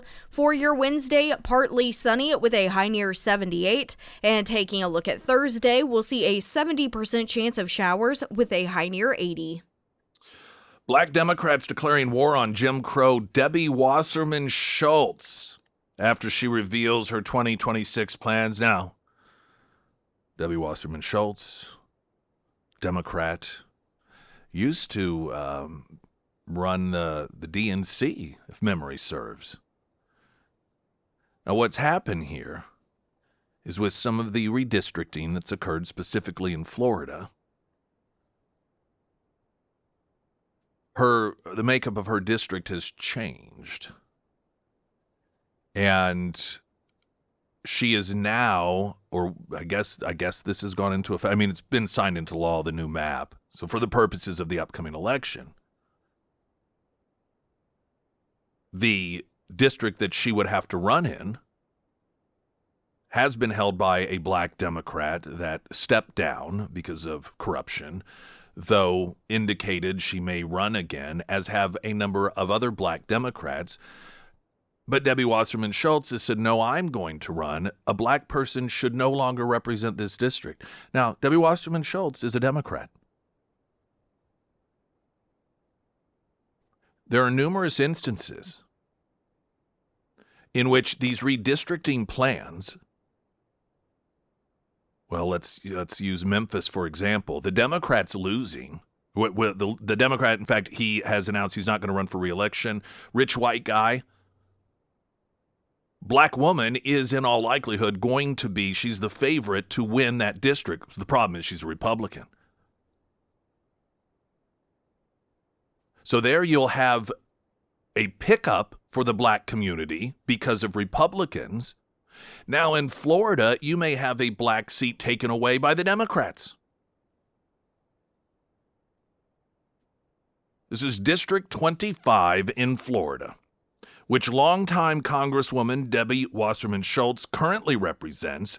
The district will be far more GOP friendly under the new map, so she made a decision. On Friday, she announced it, and it has infuriated black Democrats in the state. Speculation had been swirling for weeks that Wasserman Schultz would switch districts and run for the open seat in District 20. So I have to correct myself. It's even more overt. This isn't the fact that she's still in her same district, but the makeup has changed. She's going to go to a black district for the purposes of trying to convince people to no longer have black representation and instead choose her, a white Democrat. This open seat, District 20, formerly held by disgraced now former Democrat Representative Sheila Kerfilis-Cormick. But that district is one of those majority-minority ones, and several black Democrats who already declared their intention to run for it openly warned the former Democratic National Committee chairwoman off of running. She didn't listen. And on Friday, going into Memorial Day weekend, in which people aren't paying so much attention to the news, she made it official that she intends to run in District 20. Adding insult to injury, her announcement had a hope and change picture of Barack Obama behind her. Can she just declare she's black? She said, today I'm announcing my candidacy for Florida's 20th Congressional District. I'll continue to use my seniority in Washington to make Broward a safer, less expensive place to live, raise a family, and retire. We cannot let Trump and DeSantis take away Broward County's power. The announcement did not go over well with some of the candidates who were already in the race, including self-described organizer and woketivist Elijah Manley, who point-blank accused Wasserman Schultz of wanting to steal a seat that he felt should remain in the hands of a black Democrat. This was his posting. Debbie Wasserman Schultz is carpetbagging to Florida 20, a black opportunity district, instead of running in her own. DWS is everything that's wrong with the Democratic establishment, from insider trading to payday lenders. I look forward to retiring her from public office permanently. Later, he broke out Jim Crow references regarding her. Debbie Wasserman Schultz is no different than those Jim Crow Republicans across the South that are wiping out African-American opportunity districts. Well, the problem is it's the Democrats who are doing the wiping out. And the redistricting is resulting in black people picking up seats when it's a Republican district. The Florida Black Legislative Caucus also not amused, joining the criticism. Her decision to pursue re-election in this historically black district, despite explicit request from the black community to seek candidacy in a neighboring district, is disheartening. And so we see the true Democrat Party in full play here. I'm not sure. I guess the answer may be never, or perhaps not in our lifetimes, when some folks are going to understand the name of the game here. This race, in particular, if this does not wake up the black community to understand you are pawns to the Democrat Party. Look at what Crystal Quaid did right here in Springfield. When a black man dared get his name on the ballot to challenge her, she got some high-powered attorney out of St. Louis, went to court to try to have him thrown off the ballot so that black people wouldn't have somebody that looked like them to vote for.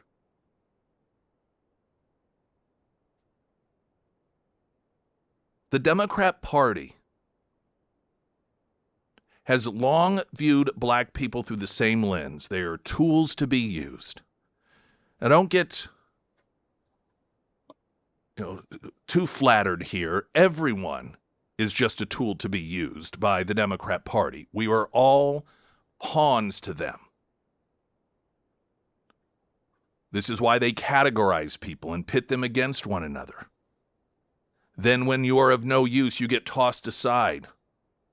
They literally, while running around, claiming that because of redistricting, black people are somehow going to be disenfranchised, they are the ones that are actively disenfranchising the black people. And why do they continue to do it? Even when it gets exposed, because unfortunately, it still works in their favor. And it's going to, so the Democrat Party, of course, has the ability to get her to drop out of this thing. I don't think that's going to happen because they rely on the black population continuing, regardless of their responsibility as a party for slavery, their responsibility as a party for the Klan, their responsibility for segregation. As long as they continue to have that segment of the population vote for them, they will be as brazen about this stuff as possible. Springfield's Talk 1041, I'm Nick Reed.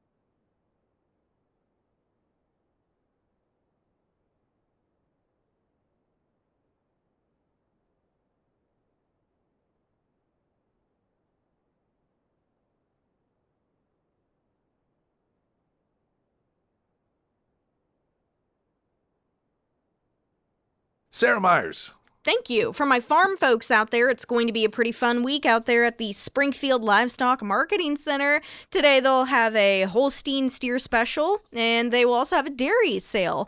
Tomorrow they'll host their weekly feeder sale, and then coming up Friday and Saturday, it's the big one. They are hosting a special 2-day horse sale, and you can grab so much more than just horses those 2 days. They'll have tack and saddles, and they will also have outside items for sale as well. So if you have been in the market for, say, a trailer, Saturday is definitely your day to go out there. Now, to get more information on these sales, just visit their website, springfieldlivestock.com. And of course, you can find all of the contact information for Springfield Livestock Marketing Center under the Sarah's Endorsements tab at KSGF.com. Spencer Pratt, unreal fundraising lead over Mayor Karen Bass. Did you see it? Did you see Which his one? new promotional campaign where he's like spraying the sidewalks and you're Yeah, like, don't you wish the streets were this clean? Yeah, it's really clever. I mean, this guy, he really comes up with clever things. Yeah. And so this one, you know how, I mean, in fairness, probably most people, your sidewalk, your driveway for your home, you think it looks pretty okay, but then if you take a power washer to it, you're like, oh my gosh, look how dirty this is.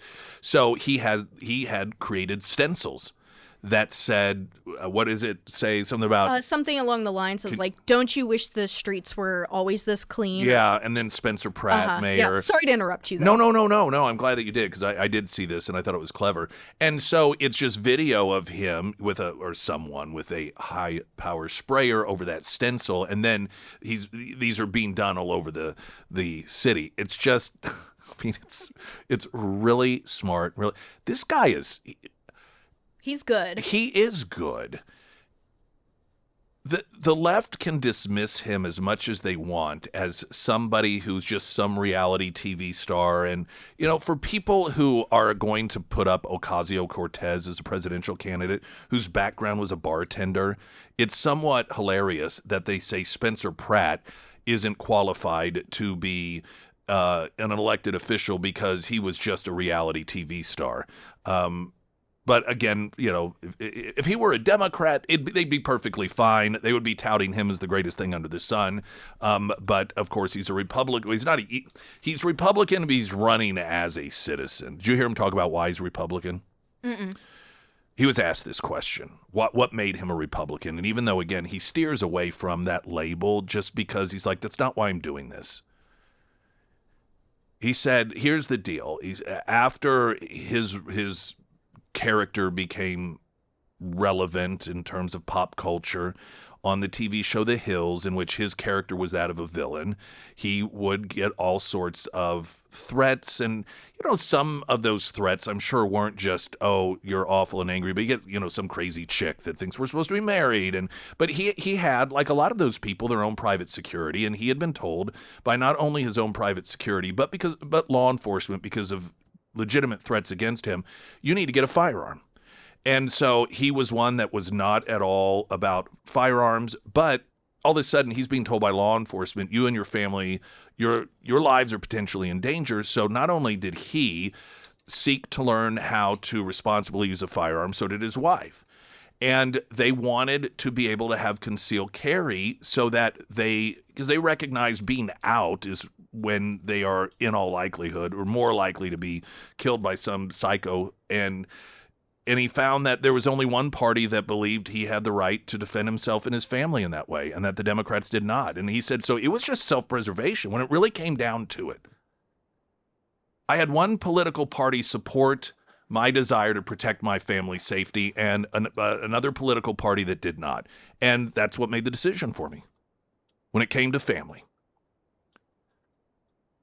Now, he isn't, like I said, he's not really running as a Republican, which is smart for a number of reasons. But I also believe that that's genuine. I think this is a guy, like a lot of citizens, they're just so absolutely fed up. And you can tell this by the way that he is marketing all of this. You can tell this comes from a place in which, like so many other people in Los Angeles or in the Palisades, or, you know, that they're just so fed up with the rhetoric. And here is somebody that they see. This is a guy who also lost his home. This is a guy who is also dealing with the exact same problems that we are. This is a guy that also has 2 little kids and having to step over homeless drug addicts in the street after we've been told over and over and over again, elect this person, they'll take care of it. Karen Bass being one of those individuals, saying that by 2026 there'd be 0 homeless people in LA if she were elected. All that being said, go back to the the original point is you have somebody that comes along and they knock out a few banger viral videos and you can chalk it up to, well, it's a couple good ideas, got lucky. But this guy consistently, he has ads that are #1 hits like Taylor Swift does with albums. It's just like one after another after another.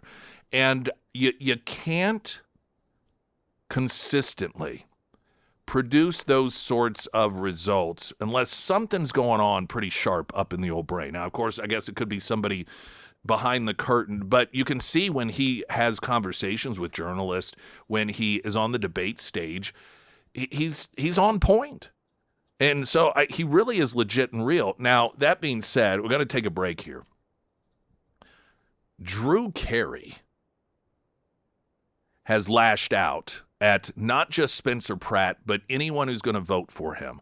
I suspect this may come as a little bit of a surprise to a lot of people because Drew Carey has long, unless this has changed, not necessarily been massively political, but been seen as somebody who's libertarian. And while Spencer Pratt isn't necessarily libertarian, when the other 2 candidates are Democrat Karen Bass and Socialist Democrat Rahman, you think you're going to trash on the guy that's not those 2? And you're supposed to be libertarian, so I want to talk on that coming up. I'm Nick Reed.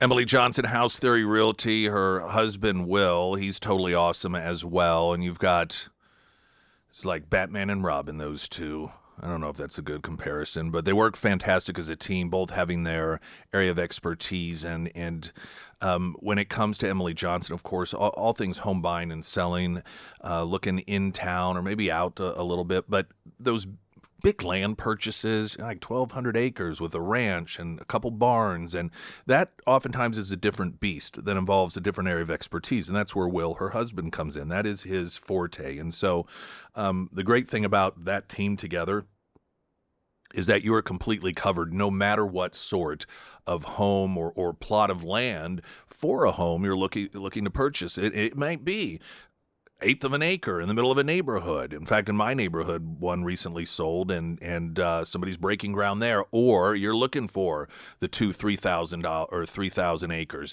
You're going to be completely covered in all areas. Emily Johnson and her husband Will Johnson, House Theory Realty. You can find her under Nick's endorsements at ksgf.com.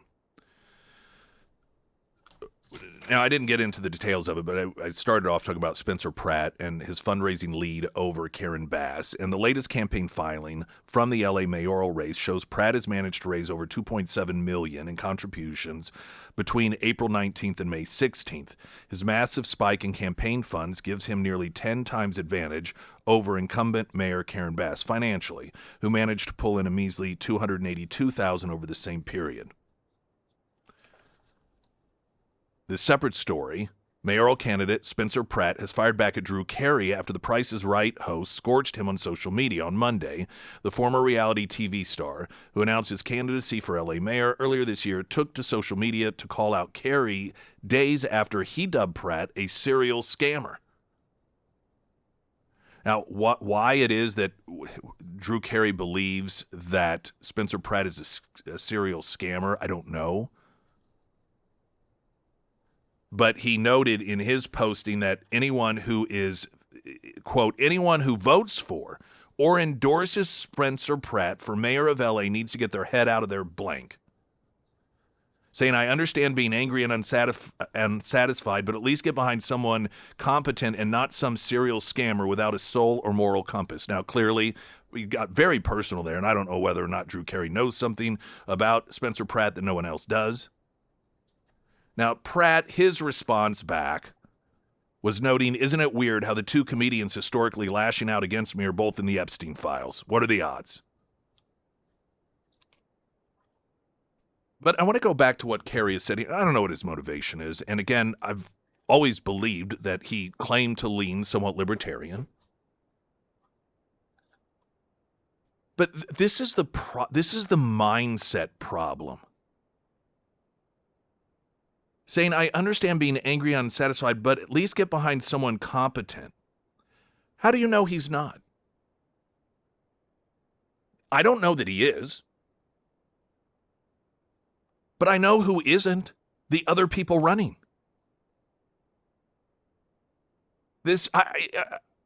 I last week sat and listened to Karen Bass go on and on about how Spencer Pratt's not qualified. He doesn't know how the system works. And then when asked about cleaning up homelessness, which she said she would do by 2026 and why she didn't do it, she said because she didn't understand all the bureaucracy she would come up against.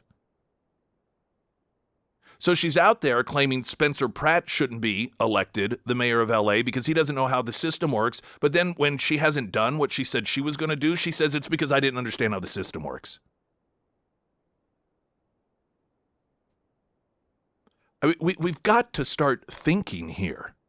I say we. This is Los Angeles, and so these people are infected in their own way. But this commitment to, well, we've got to support someone who at least knows what they're talking about. Karen Bass? The socialist chick who's even worse than Karen Bass, whose proposal to make sure that no more people lose their homes in California is to ban them from having outdoor barbecues. I don't know whether Spencer Pratt, he may have a lot of great ideas, but has a horrible time implementing them. Don't know the answer to that. But we know the answer to the other two. And the reason they continue to thrive and survive is because of the attitude of, unfortunately, people like Drew Carey. Glenn Beck's coming up next. I'm Nick Reed.